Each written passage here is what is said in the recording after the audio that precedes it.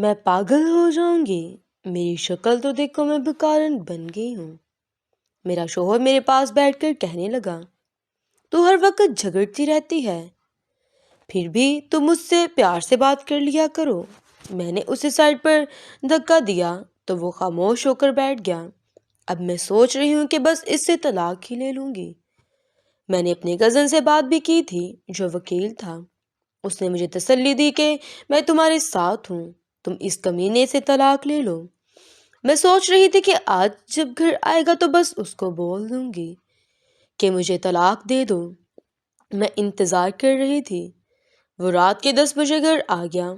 بچے سو رہے تھے۔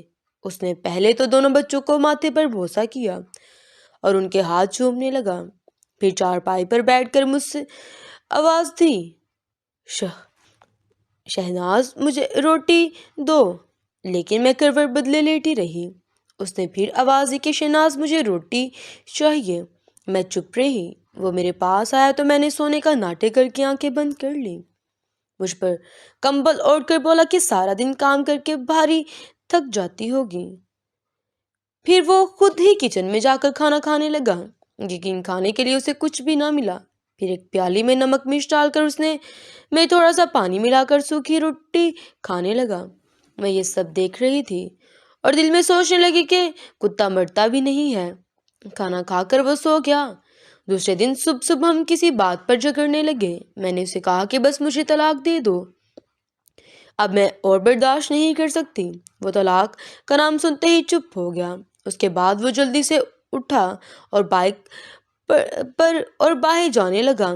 میں نے چلا کر کہا، اللہ کرے تم مر جائے، میری جان تو چھوٹ جائے گی نہ تم سے۔ وہ بائک کھڑی کر کے کمرے سے باہر نکلا اور کہا کہ چھوٹ جائے گی نہ تم سے۔ وہ بائک باہر کھڑی کر کے کمرے میں دوبارہ آیا اور ایک کاپی پر کچھ لکھنے لگا اور پھر چلا گیا۔ میں اسے گالیاں دے رہی تھی اور رو رو کر تھک گئی تھی۔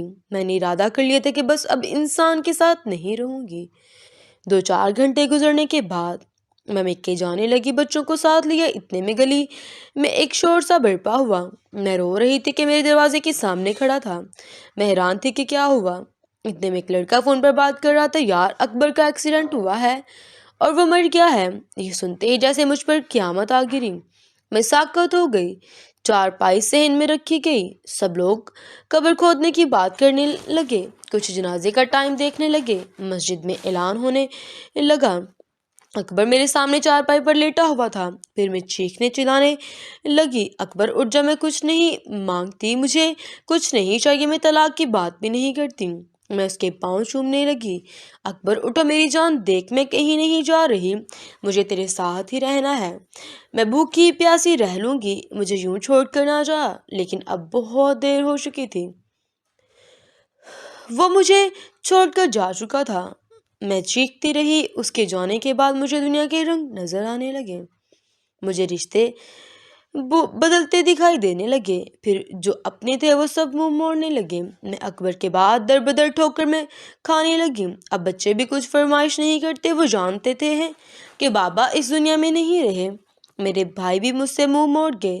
پھر میں لوگوں کے گھروں میں نوکرانی بن کر کام کرنے لگی۔ ایک دن مجھے اس کی ڈائری ملی جس پر لکھا تھا، شہناز سے شادی کر کے میں بہت خوش ہوں، میں شہناز سے بہت پیار کرتا ہوں، وہ پاگل ہے، بالکل سمجھتی نہیں، جھگڑا کرتی رہتی ہے مجھ سے۔ دیکھو آج اس نے مجھے کھانا نہیں دیا، وہ کہتی ہے مجھے مہنگا موبائل لا کر دو، اسے کیسے بتاؤں کہ نہیں لا سکتا۔